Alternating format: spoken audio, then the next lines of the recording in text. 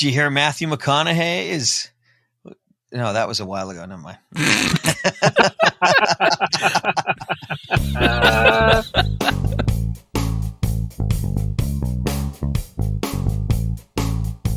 What's up, guys? Lots of evil hacking things. And good things. There's good things this week. Listen, viewers, there's good things this week. Yeah, but good things from you means bad things That's for everyone right. else. I don't know how to usually, take that. I don't know how to take. I don't know how to take that. Yeah. So you mean good for normal humans or good for Dwayne? I mean for you normal humans. Okay, that's good. Okay. That's good For us dark humans, it's a bad thing, but it's a good thing. So how about patching? Microsoft patching. Microsoft patching. Microsoft patch. I feel we harp on patches a lot, and that's because it's Very important, kids. Yeah. Patching saves you from the bad people. But what was interesting about Microsoft patching is that the number kept going up, right? You know what's funny too is not only does the number go up, but the CVSS scores, the score that rates how Keep going up. how dangerous the exploits are, keeps going up as well. Started off at like a 7.8, and then it's like no, it's an 8 something, and now it's like 9.6. That it's like the Richter scale. Once you get to 10, I think the internet blows up. So 9.8 is pretty high. But this one goes to 11.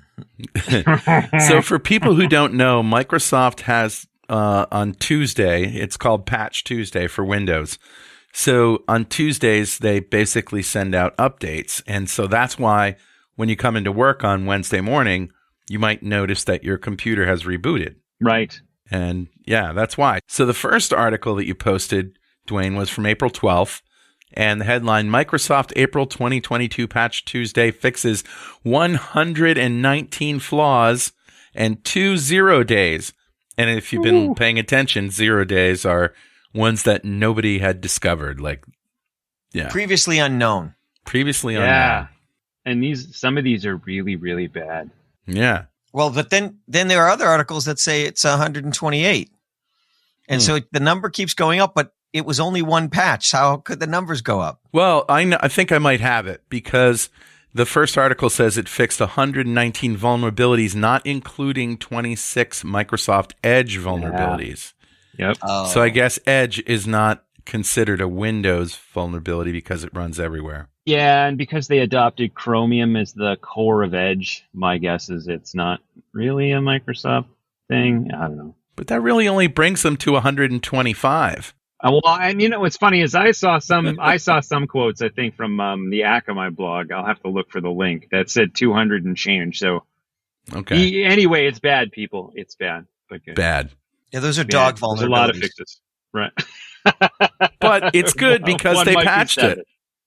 They did, and you know what's interesting is as you dig into these patches. First off, there's a couple in here that are really super dangerous. So I know we talk about patching all the time. But there are some times where we call the Security This Week Nation and say, hey, guys, you really do need to patch this. And it's all rare. 12 of them. Right. I'll name them. So it's like, Log4j, hey, you had to patch. Spring for Shells, yeah, you had to patch. This week, you have to apply your Microsoft patches. There's a couple 0 days in here, not to get into too much technical detail, but one of them is an RPC over SMB, RCE. Wow, that was a lot of acronyms. Yeah. Yeah. Could you give us the download PDQ? Okay. Someone once told me not to put a glass of H2O on my CPU or my PC could be DOA and I'd be SOL PDQ. They would be right. So oddly enough, this one is rated, I think the CVSS score currently is 9.8, although it may go higher. And the reason being is over the SMB protocol, which is how Windows computers talk to each other for file sharing. Yeah. That protocol has a 0-day critical flaw that is being seen exploited in the wild. Oh, my God. So that is why it is such a high score. B, the exploit is also what's called wormable. So it doesn't crash the PC it exploits.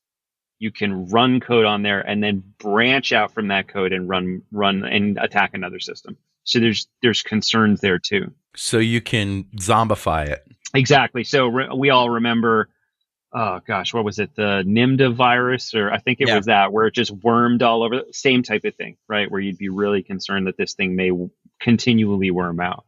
Wow. The other reason that you know this one's super serious is the people who announced it, who are tributed with the 0 day and telling Microsoft, is the NSA. Wow. The NSA went, hey guys, there's this really nasty thing we're seeing. You may want to patch that.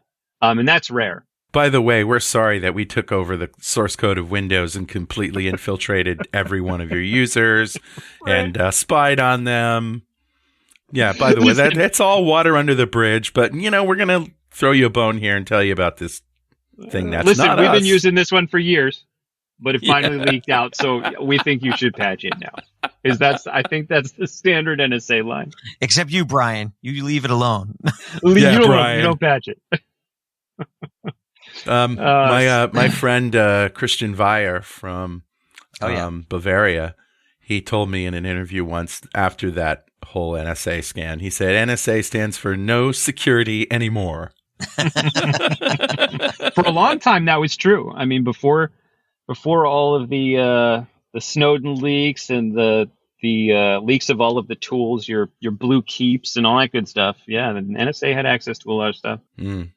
Yeah. Well, they didn't cause me any problems, I don't think. Nah. Except I don't know why I keep getting these weird magazine subscriptions. I don't know. That's another. that's another story. Because you keep saying NSA on your podcast. Yes. NSA is actually the name of a market up the street. All right. So is that all I'm patched.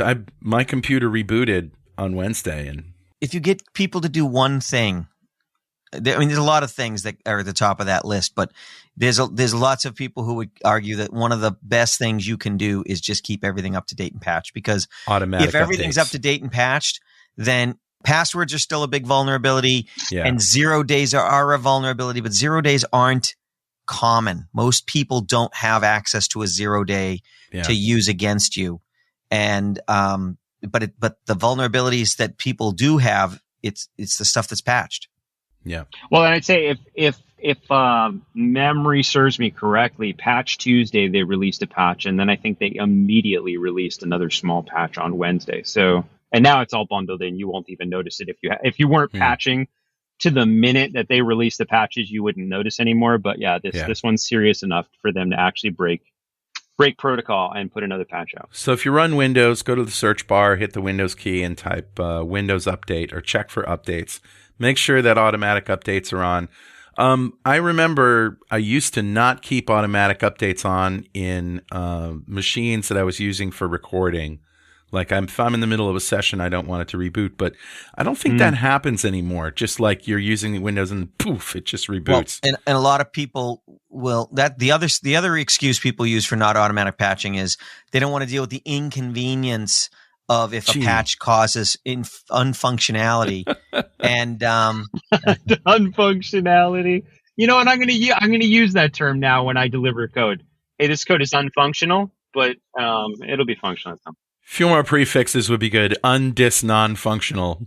Historically, there have been some patches that have caused problems for systems and broken some things, but that's not very common. Right. And and ransomware is far more disruptional than that. So it's just not worth it anymore. It's better to have to restore from backup to fix over a patch than to try to restore from backup because you got hit by ransomware. But now let's also take this, I don't know, now it's probably like 400 issues fixed patch and this critical CVSS score of a bazillion. Let's take that and just put it into perspective. The very serious parts of this patch are fixing an exploit against SMB, which is for all of you TCP IP nuts, that's port 445. So Windows communications happens over a networking port, which is 445. That communications is typically only on the local network. So if you have a firewall and you haven't done anything weird to it, you're probably okay from the internet, right? However, I say this with a little asterisk. Right now, Akamai put out a blog saying, hey, just to see how risky this is, we decided we would scan the internet for port 445 and see what responds. And they came back with 729,536 responses. Oh, wow. I thought it would awfully be specific. in the tens of millions. No, yeah, I know, right? 730,000, if we round up a little bit, is a lot. It is. But chances are not all of them are Windows servers, right? Some of them might be like, Linksys firewalls with storage attached or whatever. It's not a protocol designed for the internet. So frankly, there's no real reason for there to even be 730,000 on the internet. So that's where we come out with the warning of, listen, you really should patch, because you could be one of those 730,000. You just don't know that you opened a port on the firewall for somebody to access some files or whatever and left it open. So, well, and it's a way for hackers to pivot once they get past the firewall through some other mechanism. It leaves a place for Dwayne to go and get his footholds on other systems. Not to name names. Well, yeah, it's good you bring that up. I actually got asked that this week. Like, hey, listen, I've been listening to all this security stuff, and people talk about pivoting and they talk about lateral movement. What does that mean? Yeah. And Patrick's absolutely right. If you have an exploitable system, let's say you double click on a piece of ransomware or phishing, or comes in and you click on a link, by the and way, your don't do local that. computer gets breached. Yeah, by the way. Pro tip. How many times has Dwayne told you? Anyway, unless you get an email from me, then you should always click on everything I send. So you do something stupid and you get breached. Yeah, so the risk here is A, yeah, your computer get ransomware, but B, they could leverage some of these other 0 days because you didn't patch and move around your network, move laterally, move from your PC to your corporate laptop, from your corporate laptop to your company when you bring it into the company, that sort of stuff. So that's lateral movement and or pivoting around a network. By the way, we're going to put up a blog post of sort of the, Patrick and Dwayne's top list of do's and don'ts for security. We'll put that on a blog at AppVNext, and I'll just come up with, how about this? I just come up with a URL right now, stw.appvnext.com, appvnext.com. How's that? Like it. Awesome. Yeah. We'll just put that up there. Okay, so I think we've spent enough time on Windows. Make sure you're patched. Make sure automatic updates are on. Let's talk Apache. What happened with Apache this week? You know that Apache, the web server, is not named for a Native American tribe. It was called Apache server. Patchy, and I'm not kidding about that. Go look it up. Are you serious? That's where the name Apache came from. Oh, that's crazy. Yeah. So patch Apache. Yeah, patch. Always patch your Apache. Yeah. So this is an interesting one in that Apache is pretty prevalent. It's a very lightweight, small web server. Yeah. Listen, with any of your internet-facing devices, there's always going to be a chance of somebody being able to breach something. Right. Typically what happens is you build a web application and you didn't put secure code in there, and that's how the site's breached. Right. You typically don't want it to be the infrastructure itself, but in this case, it was Apache struts. Just there's an issue there where you can actually exploit it, run any code you want, so you want to be careful and patch that. I think Apache is the most common web server in the world. It used to be anyway. Yeah. Now I don't know. The cloud might be taking that over, cloud servers, but some of them might run Apache as well. That'd be interesting to see what the stats are on that. Okay. Either way, it's out there a lot, and it's in a lot of devices. Right. There's a very popular container-based web server out there that people use in their containers all the time. And don't even get me started. This is just the latest goo for developers to publish web servers that they can manage quickly and easily. But it's not Apache. All right, so what's next? Oh, I love the old Gremlin. Who doesn't? Hey, do you remember Gremlins, the movie that was horrifying when I was a kid? It was horrifying. I was a teenager, and it was horrifying to me. You know what's horrifying is I was not a teenager. I think I was an adult. And so that makes me old. It does. It does. Yeah, I mean, people brought their kids and stuff, and then the very first scene is like gremlins in a blender and blood splattering everywhere. Everybody's laughing their butts off, and these kids just absolutely crying. Bawling. Yeah. Yeah, I remember thinking, hey, we should show the kids this. And then I was like, what am I thinking? No, this is a terrible movie. It is a terrible movie. I got to wait till they're adults. All right, so Old Gremlin. What's Old Gremlin? I know it has to do with Russia, because Russia is run by an old gremlin, actually. It does have to do with, maybe that's what it is. Maybe it's a satire. Gremlin. Old Kremlin. Wow. Wow, Patrick. Before you dig yourself any deeper, so Old Gremlin is the APT name for a ransomware group. Okay. Now, what's interesting about this ransomware group, there's a couple different things interesting about this ransomware group. One, they only target Russian businesses.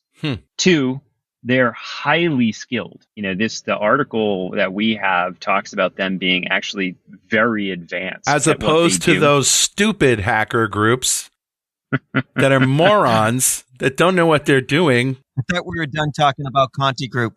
Oh, all right. Hey, I'm not associated with these two guys. If you want to, I know that side. I don't know. Just to call a hacker group highly skilled implies that the rest of them aren't. You have to be pretty elite with your hacking to get into a group, don't you?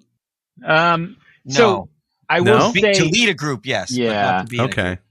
There's a lot of strap hangers. Hey. Well, and there is, but there's also a lot of low hanging fruit on the internet. I'm going to throw that out there. Like there are some pretty brazen emails that say, hey, this is an executable, double click on it and open it and run it. And when it says that you shouldn't run it, say, yeah, I want to run it. And people do, right? So how advanced is that team? Not really advanced. They just more socially manipulate people. All right. Okay. So actually, if we go back to if you go to Hack the Box, a great corollary. We see teams on Hack the Box that typically have one or two superstars. Sure. And then they might have 11 people who are also Rands. They're along for the ride. They're the hired help. They're helpful and they're learning and they might become the superstars. But there's somebody, like Snowscan or somebody like that that's really pulling the team. And a team that has 2 or 3 of those people, they're unstoppable. But you really only need one to be, top tier.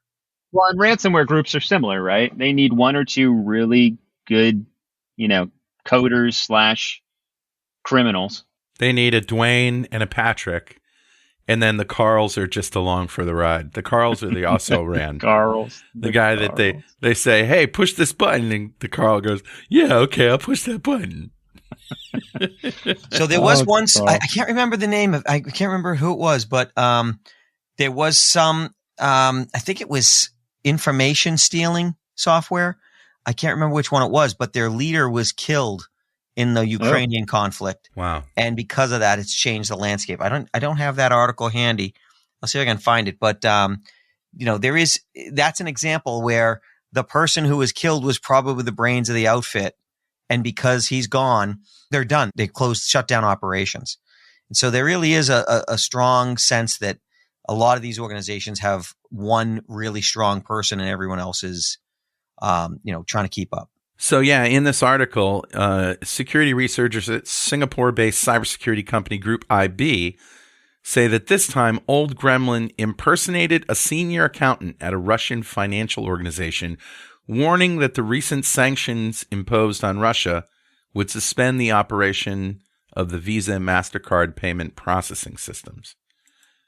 Isn't that true? I mean, I thought they were all suspended anyway. Oh, yeah. No, this is a brilliant tactic. Because you with ransomware, to get someone to click on something, you're usually not like, hey, there's this really cute, cat video, go click on this. Although that works. In America, yeah. Yeah, in America. But you typically, what you also want to do is instill some form of pressure, right? Some sort of urgency. Right. Why should they click on this right now? Right. So while they're in a state of freak out and they're not thinking clearly, they'll push the button. Yeah. Yep, exactly. Yeah, no, this is a great tactic and very timely and worded very well, at least looking at the translation here. Yeah, I'm looking at the translation. It's pretty convincing. All hacking is emotional manipulation. You're trying to get somebody to social engineer them to do something they shouldn't do. Whoa, back that off. I don't think all hacking is emotional all social engineering is. Well, most I'll take that. Most of the hacks are socially engineered. I mean, that's correct. People are the most vulnerable backdoor to a hack, right? Right. Agreed, 100%. I mean, the wetware is easier to hack than the hardware. That's for sure. Wetware. I for one welcome. That's how us hackers think of the people behind the keyboard. Oh, I love the wetware. I for one welcome our robot overlords. I could tell you how close they are to taking over. Awesome. Okay. Yeah, so this is an interesting one in that it does show there are some really advanced teams attack. We always talk about Russian ransomware groups, right? They're getting beating down the doors everywhere else, but they get hit occasionally. They're getting their comeuppance now. Yeah. So good for them. Okay, so speaking of stealing money and stuff, there's another story here on Bleeping Computer. $620 million in crypto stolen from Axie Infinity's Ronin Bridge, which I thought that was a bar in Dublin. I don't know. It's a Ronin's Bridge. Axie Infinity's Ronin Bridge. You can get Welcome a good point to there. Ronin. You can get a good point. Paradigm As shoes. the Irish people are like, what is that accent, honestly? Yeah, I know. It's stupid. I'm sorry. Listen, Lord, we're near apologize. Boston. We got some Irish. I apologize. So I don't understand this. So the interesting thing about this article is $620 million worth of Ethereum and USDC tokens have been stolen. Yeah. Right now, this is the largest cryptocurrency theft in history. Right now. So interesting from a historical standpoint. Now, I got a question. Is the Ronin Bridge an exchange, or was it stolen out of somebody's personal wallet? Like, did somebody who had their money in the exchange lose it, or did the exchange lose it? I think there are victims here, because I think what the Ronin Bridge does is it allows people who play this game or work with this game, Axie Infinity, to move money in and out to do things. Yeah. They say they didn't discover the hack until somebody tried to remove 5,000 Ethereum from their account. I just don't understand how you would put that much money into a game account. So there are a lot of really interesting things in cryptocurrency, and one of them is there are actually games you can play now where you get digital properties that actually have value to them that you can then trade and all sorts of stuff. Yeah. I haven't looked into this particular one. So it could be that. It could be people put money in and then play around with it. It actually looks like a game where you're playing with the blockchain. So it's kind of an interesting concept. But here's the crux of this hack. If you try and look at how cryptocurrency works, so with cryptocurrency, there's not one exchange. There's not one person who says, yes, this is a valid transaction. Right? There has to be a consensus, and there has to be multiple people who agree on a transaction. Right. So you may have, out of 1,000 people, maybe 200 people need to agree, yes, that transaction happened. This person should have taken that money. Right. In this particular case, there was only 7, if I remember reading correctly. Nine transaction evaluators. And the hacker compromised 5 of them. 4 of them by the game and 1 by a third party. Right. So that's an impressive hack. Which no one thought they could do. Yeah. So if you compromise at least over 50% of the transaction validators, you get to validate any transaction you want. You outvote everybody. Right. You just say, hey, that money should have come to me. And then the 4 real ones go, no, it shouldn't. And the 5 that are hacked go, yeah. That's true of Bitcoin. There were some concerns before China nipped Bitcoin in the bud, which, by the way, they did because they banned coal imports from Australia and they had energy problems, which is the biggest reason they probably took down Bitcoin. But that said, at the time, China was mining so much Bitcoin, there were fears that they would break 50% and they would become able to then manipulate the blockchain. Oh, wow. If you control more than 50% of the nodes, you control everything. You can write the script any way you want. You can steal it blind. Now, it's so big, people think, well, that's not going to happen. But if you get a country like China that, allows it, and this is one where they only had 9 evaluators. What else are they going to spend all their money on energy for? Right? I mean, lights, people, food. Who cares about that stuff? Patrick and I were talking about cryptocurrency in Las Vegas a couple weeks ago. And Patrick, you said something to me that was really, really jarring. And you said, blockchain and cryptocurrency is great, but all it takes is one hack and it's all gone. Mm-hmm. One really good one hack. 0 day, one vulnerability that we don't know about. Now, we've been waiting for the same thing for RSA forever. Yeah, sure. So it may never come. And there's lots of things where we rely on them every day and they're built in everything. And if there was suddenly a vulnerability there, we'd all be in really big trouble. That's probably the second biggest area. First would be RSA. Quantum's going to take care of that in about 10 years. Mm-hmm.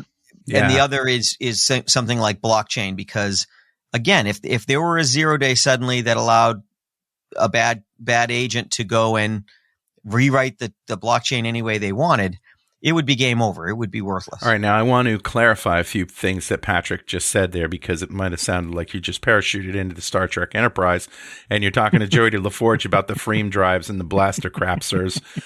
RSA is a way that you can use generated tokens to secure data in transport, a private key and a public key. And it's widely used everywhere. The benefit of using RSA is that it's for short things. It's usually used to send longer security keys, which can then be used symmetrically. It's a way to share keys in public. Yeah, but you don't you don't reuse the same RSA key every time. You only generate a new one. All right, so what he's talking about is that right now the longest keys take a long time to decrypt. It would be 1 trillion years for a classical computer to break RSA 2048, for example. And when he said quantum, he meant quantum computing, which promises to be able to do these things instantaneously. Pretty much. All at the same time. In different dimensions. Which we won't talk about on this particular podcast. I don't think we have rights to the Twilight Zone music, but it would be appropriate here. It would be. It would be. Insert it in your mind. So quantum computing is something that we're going to be hearing more about. It's probably too deep for us to get into here, but because hacking is a light topic. If we have a slow news week, maybe we can talk about quantum computing and the risks. People think that quantum computing is going to make all this stuff obsolete and there'll be no security because we can just, generate these things and crack them so fast. But you think about it, you can also use quantum computing defensively. What if you're changing your keys every millisecond or something like that? Right. Yeah. There's something called quantum key distribution that will actually help. And NIST, the National Institute of Standards and Technology, is coming out with recommendations for new encryption standards to replace RSA and some of the other algebraic difficult encryption algorithms to be geometrically difficult.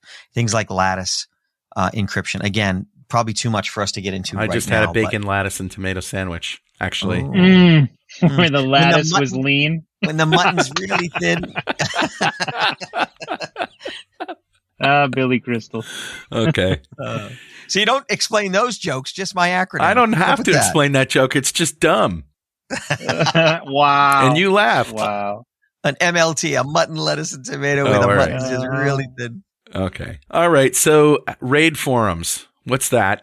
Or what was it? Oh, this is good. Raid forums is a dark web site where you could buy things that you shouldn't be able to buy. Like human beings and drugs. Yes. Yikes. Drugs, human beings, weapons, assassinations, human things beings? like that. Yeah. Yeah. Slavery. Tracking? What was it? Child human trafficking. Oh my God. Oh yeah, trafficking. Yeah. It's a bad place. And Silk Road was the first really big one that got shut down, and now Raid Forums is shut down. They arrested a 21-year-old administrator from London, or in London. He was not from London. And this is just the reason we want to talk about this is because the dark web is a game of whack-a-mole. It's we'll keep knocking them down and we'll keep building them up again. And we just got to keep shutting them down. But the bad guys find a place to do their transactions.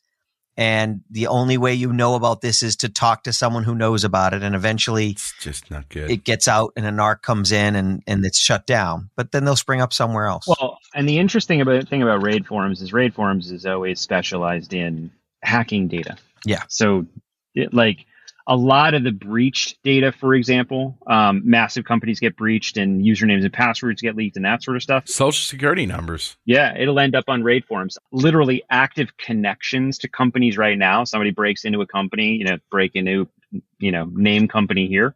You go to raid forums and you say, hey, I have access to Ford Motor Corporation. Here's how many, user accounts are there. Here's how many PCs, blah, blah, blah, whatever, who wants access to it. And then raid forums is a great place for you to be able to sell and buy them. So the U.S. shut it down. Yes. Does Troy Hunt have the data? I would bet he has most of the data. This is also one of those identity theft trafficking places. So I don't think Troy really deals in that as much, but some of the other dark web databases do. He just deals in usernames and passwords. So let me back up a little bit. There's a bunch of products out there. Let me back up a little further. There's a bunch of people in our business that have done what Troy has done privately for their own use. So we even have a database with billions of credentials that we've built. And there's also products you can get access to that companies use to figure out where their data is and what their data is. Mm-hmm. And so there's a number of them out there. They're very expensive. They're typically tens of thousands of dollars a year to get full access. And some of them are very selective. You can only get access to your data. Wow. It's a fairly wide gambit. But suffice it to say, some of these products will actually have people in these forums pretending to be bad guys so they know what's out there and they can warn people. Wow. Troy doesn't do that. Yeah. Troy worries about like the breaches that get out in the wild that can be put into a database. But I don't believe Troy's out there and pretending he's one of these freaks. Yeah. Pretending to buy data, which is good because he's got better things to do. And if you don't know who we're talking about, just Google Troy Hunt. Yeah. You'll find Have I Been Pwned, which if we haven't said it in a while, it's a great resource. You should put your email address in. Troy's very reputable, very good. He's not going to use anything against you, but he will share with you any of your data that's been in these breaches that he's cataloged. And it's good information so you know which passwords of yours you shouldn't be using anymore. Raid forums down. We'll see what the next one pops up is. Yep. But that's an example of the dark web. All right. Dark web, bad things. Raid forums, very bad hacking things. Nasty, nasty, nasty. All right, one more story, and this is from April 9th, Associated Press. Accounts deceivable, email scam, costliest type of cybercrime. Well, we certainly knew it was the most prevalent type of cybercrime, email scams.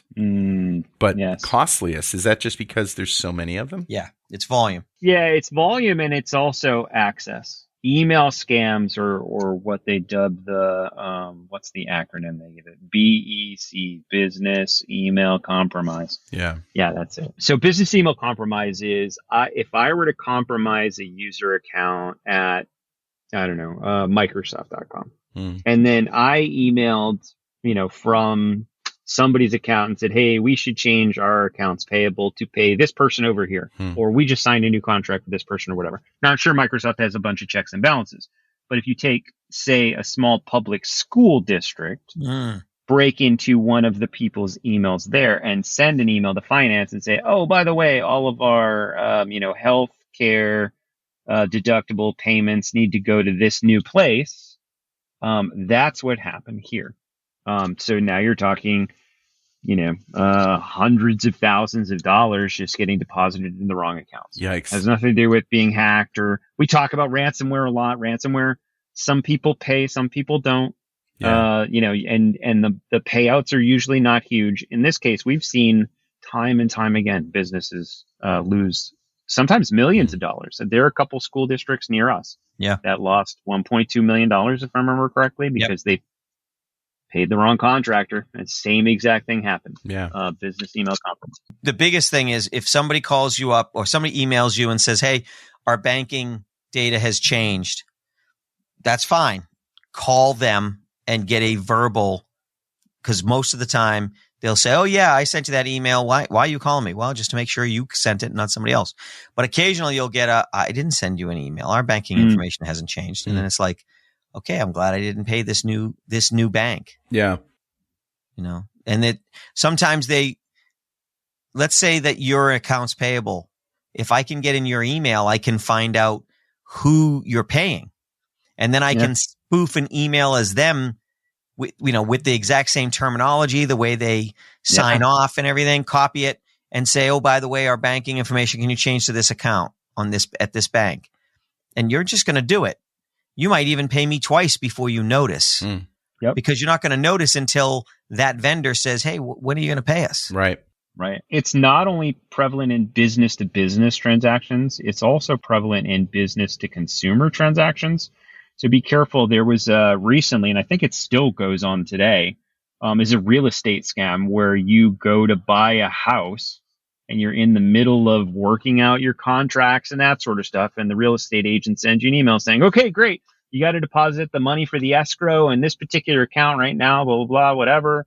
And it's somebody broke into their email and sent an email out to all of the clients saying, hey, by the way, if that $40,000 deposit on that house gets put in the wrong account, no one's going to reimburse it. Nope. I've bought 2 houses in my life, and both times I sat down with the lawyer in a room with a physical check and handed it to them. And that's what you have to do, folks. Don't ever, ever answer an email to put money in an account ever. But Carl, it's so convenient. That's right. What could go wrong? Hand them a check. Yeah. I have a great way to end this show. I don't know if you guys listen to This American Life. Yeah, I haven't heard I know of it, but I don't listen to it. All right. So they talked about this story, and this is from 2015, 2016. This guy in Seattle who was dubbed the Bike Batman. He basically got into the habit of looking for in the classifieds or on Craigslist for bikes that were for sale. And he'd find bikes that were, because he's a cyclist too. And he started because he was looking for a bike for his wife. And he saw this really shady looking bike. Well, a picture. The picture was shady. It was taken at night. It was kind of blurry. And the bike looked like an amazing, really high-end bike. And they were only asking like a couple $100s. So he's like, yeah, I bet this is a stolen bike. So he goes to this website called Bike Index. And it's at bikeindex.org. And if you go to /stolen, it's a registry of stolen bikes. So what you do is you put your bike picture in there, and you give some details and all of this stuff, and you can look it up. People will look it up. So he would look up these bikes, and sure enough, the first one he found was the one that he wanted to buy was stolen. So he actually went to meet the guys to get it back, and he wasn't thinking, what if these guys have guns and stuff, right? Turns out there was 3 of them. 3 people there. And he gets the price and all that stuff. He goes, excuse me for a minute. He picks up his cell phone. He dials 911, but the call wouldn't go through. And but he faked it. He said, well, guys, this is a stolen bike and the cops are on their way. And one of the guys just bolted. He just he just ran like hell. But the other 2 guys were just standing there. Maybe he's calling his bluff or whatever. And after a while, the guy said, well, clearly we're at a stalemate, so I'm just going to take the bike. Like big cojones, right? Mm-hmm. He was a tall guy. And he found the person on Facebook or something who had said something about her bike being stolen. And he texted her and messaged her and said, hey, I have your bike. She was like, what? Wow. And he got addicted to this kind of, Robin Hood, Batman kind of thing. Like, he said the feeling when I just gave it to him, she's like, well, what can I pay? He's like, nothing. No. He just got addicted to doing this. And he said, that's crazy. He did it about 20 times before he finally gave it up. I don't think bike criminals are hardened criminals. No. They said the last one that he did, it turned out to be more than just a bike heist. It was a full-on robbery. And and they had, tons and tons and tons of stuff. But he had gotten some support from local law enforcement by then. So what I would do in that situation, depending on what the gun carry laws were in that state. Oh, here we go. would be if you could have a GoPro or have a recording device that streamed to the internet automatically so that you didn't have to upload anything. It just like live stream. Yeah.